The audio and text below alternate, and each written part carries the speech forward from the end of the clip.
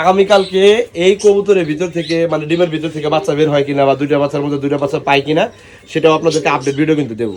এই যে দেখেন আমার দুইটা ডিম দেখছেন, এই যে দেখছেন ডিম ফাটছে, দেখছেন দেখা যায়, এই যে ফাটছে দেখেন, হালকা ফাটছে। আজকে আপনাদেরকে দেখাবো যে আমার কবুতরের জোড়ায় জোড়ায় বাচ্চা বের করার যে সিক্রেট ফর্মুলা, হ্যাঁ, বা ডিমের ক্ষেত্রে আপনি কি করবেন।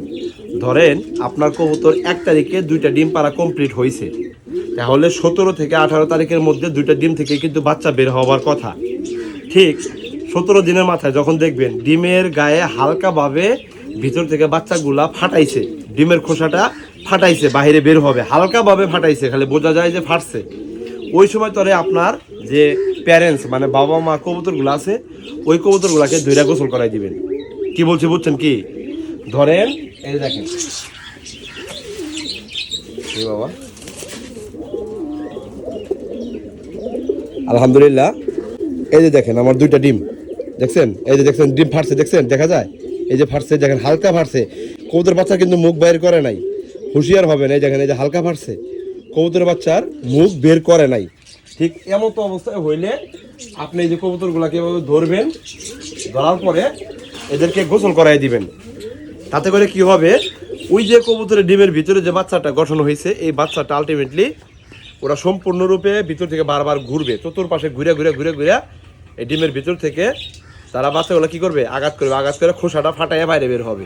এটা কেন গোসল করাবেন? গোসল করাবেন এই জন্য যাতে করে ওই ডিমের ভিতরে যে বাচ্চাটা গঠন হয়েছে আলটিমেটলি ডিমের ভিতরে কিন্তু পানির অংশটা একেবারে শেষ, পুরোটা কিন্তু আপনার কি হয়েছে, বাচ্চায় গঠন হয়ে গেছে। যার কারণে আপনি যে এই যে গোসল করাই দিবেন, গোসল করাই দিলে ডিমের ভিতরে বাচ্চার যে আর্দ্রতা পাওয়ার কথা নর্মালি সেই আর্দ্রতাটা কিন্তু পাবে, আর ওই আর্দ্রতা পাওয়ার কারণেই আলটিমেটলি ভিতর থেকে বাচ্চাটা সম্পূর্ণরূপে বাইরে বের হবে।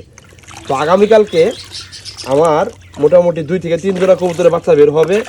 এই যে এটার 1 জোড়া আরও আছে, তো এগুলো প্রত্যেকটাকে আমি ধরে গোসল করাই দিতেছি যাতে করে ওরা যে ওম দিবে, ওম দেওয়ার সময় যাতে সঠিকভাবে আর্দ্রতাটা ভিতরে পায় এবং বাচ্চারা যাতে নর্মালি বাইরে বের হয়ে আসতে পারে। এই যে সিক্রেট ফর্মুলাটা আপনাদেরকে বললাম, আপনারা কবুতর পালন করতে গিয়ে যদি এই ধরনের প্রসেসগুলো অবলম্বন করে দিতে পারেন, হ্যাঁ, বা এগুলো প্রসেস যদি আপনি অ্যাপ্লাই করতে পারেন, ভাই বিশ্বাস করবেন না ভাই, আপনি কতটা ভালো রেজাল্ট পাবেন। আগামীকালকে এই কবুতরের ভিতর থেকে মানে ডিমের ভিতর থেকে বাচ্চা বের হয় কিনা বা দুইটা বাচ্চার মধ্যে দুইটা বাচ্চা পাই কিনা সেটাও আপনাদেরকে আপডেট ভিডিও কিন্তু দেবো। আপডেট ভিডিও আপনারা পাবেন। আমি আমার কবুতরগুলোকে যে পদ্ধতি নরমাদি উভয় কবুতরকে গোসল করাই দিবেন, নরমাদি উভয় কবুতরকে গোসল করাই দিবেন, মানে দুটারাই গোসল করাই দিবেন, ঠিক আছে? যাতে করে দুইটা কবুতরে যে কোনো কবুতরে যদি তাপ দেয়, তাপ দিলে জানে আর্দ্রতাটা ভালো পায়, বুঝতে পারছেন? নর্মালি পায়খানা করার কথা, পায়খানা করলো না, যাই হোক আমি জাস্ট এই যে শরীরটা এইভাবে ধইরা, এই দেখেন দেখছেন, এটা হলো হাত দেওয়া কবুতর ধরার গোসল করার নিয়ম। মাথার ভিতরে এই যে এবারে পানি দিয়ে হালকাভাবে মাথাটা ম্যাসেজ করে দিবেন, বুঝতে পারছেন? এই কবুতরও আলহামদুলিল্লাহ খুব কমফোর্টলি ডিমের ভিতরে তা দিবে এবং সম্পূর্ণরূপে বাচ্চাটাও ইজিভাবে বের হয়ে আসবে।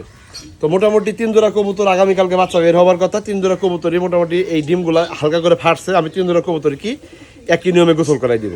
ভিডিওটা কেমন লাগলো? যদি ভালো লাগে অবশ্যই শেয়ার করে দিয়ে আমি তাজুল ভাইয়ের সাথে থাকবেন, ইনশাল্লাহ নতুন নতুন অনেক কিছু জানতে পারবেন। ভালো থাকবেন সবাই, সবার জন্য শুভকামনা। আসসালামু আলাইকুম।